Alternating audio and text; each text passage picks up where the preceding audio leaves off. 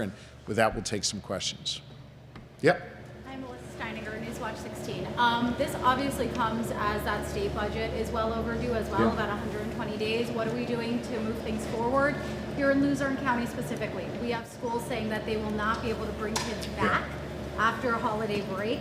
Some kids on that topic of food insecurity rely on school for a meal. So where are we on all of that? They rely on their universal free breakfast that we put in place a couple years ago, and we're going to continue to fight for that.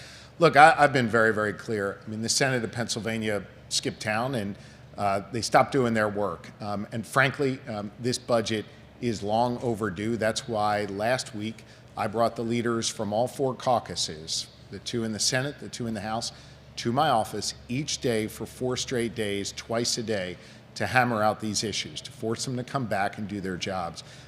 We, I think, resolved many of those issues. Now they got to come back to work, and I expect them to come back here in the next couple of days and wrap this up. Chris Yes. Doyle, Citizens Voice. Just need you to speak up. Chris Doyle, the Citizens Voice. While this government shutdown has created an immediate crisis with SNAP, it might be a prelude to a bigger crisis given the One Big Beautiful Bill passed in July and its imposition of new work requirements and its imposition of state matching fund requirements. Speak up. Yeah, sure. And its imposition of state matching fund requirements, One Big Beautiful Bill. What would the response be to Pennsylvanians who are anxious about that and the other cuts to staff?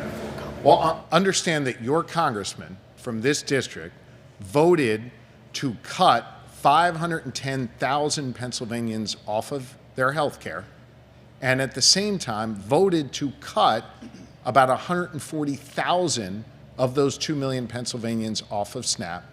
And the third thing they did was gut payments for Medicaid to rural hospitals, which is going to likely end up with 25 rural hospitals shuttering here in Pennsylvania.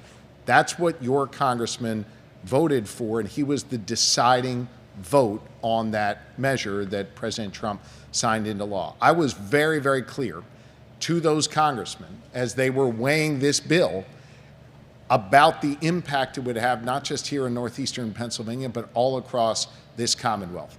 They voted for it eyes wide open, knowing what the results would be. I also was very clear that the state does not have the ability to backfill these cuts. And so this is a decision your federal government made to knock 500,000 people off of Medicaid, knock over 100,000 off of SNAP, and really harm our rural hospitals. I think it's shameful.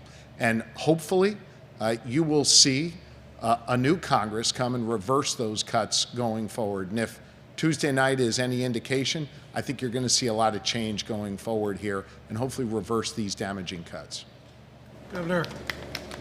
Phil. Oh, there he is. Jimmy, look at that. Huh? In all your years. You got one of those? He does. I will. You got it. You will, Bill. Yeah. But in all your years in elective office, did you ever think you'd come to the point where you would see issues like feeding people, taking care of people with health care, human issues that people depend on to live, ever become so politicized? No, Bill, and it's sad to see. I mean, I think there were always these constants and these sort of universally recognized things that sides might have slightly different views on how to effectuate the policy around that, but everybody kind of agreed, right? You agreed that folks need to eat. You agreed that they got to have access to health care. You agreed that they got to have safe communities. And again, we might have different policies and different approaches to addressing that, but these were universal things that people agreed on. I mean, heck, these are universal teachings that come from biblical days. And yet we find ourselves now where you've got the people in charge in D.C. literally using 2 million hungry people in Pennsylvania as pawns in their political games. I believe in getting stuff done, not playing political games. I think, unfortunately, D.C. does too much posturing, too many political games, and not enough solving problems. And you're seeing an example of that. You're seeing the effect of that. I mean, we're seeing it here at Weinberg. I'll just share a story with you from another part of the state. On Tuesday, I was driving through North Philly, and as I'm driving, I see about a 3-block long line of people, moms with their kids, elderly folks, people in wheelchairs, you know, every different type of person from every different walk of life, 3 blocks long. And as I approached the end of the line, I looked down the street, and it went as far as you could see. I realized when we doubled back around, these folks had lined up at a pop-up food pantry along Broad Street in Philadelphia.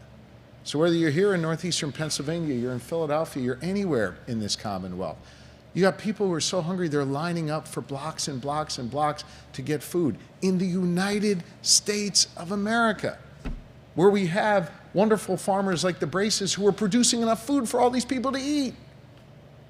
The intervening event here is that the government that's in charge in Washington, D.C. has broken that link between our farmers and folks who are hungry, and they're withholding food from people who are hungry. That should upset all of us. I don't give a damn what party you're in. I don't care who you voted for.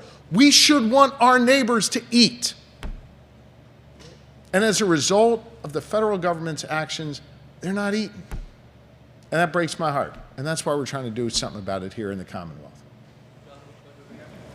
Yes. Governor, Lydia McFarland with WVIA News. Wondering if you can speak a little bit about the election results, particularly the performance of Democrats here in Luzerne County, across the Commonwealth and the country. I did take note of the fact that Luzerne County Council had a dramatic shift as a result of the election. Look, I think it was very clear that the people of Pennsylvania and Luzerne County and Erie County, Bucks County, other kind of bellwether communities, and all across this Commonwealth voted for 2 things. Number one, they voted for more freedom and protection of their rights when they voted to retain the 3 Supreme Court justices. And second, they voted for people in their community that they believe are going to get stuff done for them. I think you juxtapose that with the chaos folks are seeing coming out of D.C., and what they want are leaders here who are going to fight for them, get stuff done for them, and protect their fundamental freedoms and rights. And to me, that's the takeaway from what happened here in Pennsylvania on Tuesday night. One more WBRE, go ahead. Speaking about the election, Joe Mason, 2822 News. Yeah. With the municipal election now in the rearview mirror, many are looking ahead to 2026 and then, of course, 2028. Are you considering a run for president? I'm focused on doing my job here in Pennsylvania. I think that is the most important thing I can do, and I'm going to keep doing that work together with all these folks, getting stuff done and protecting people's rights and freedoms here. Thanks, everybody.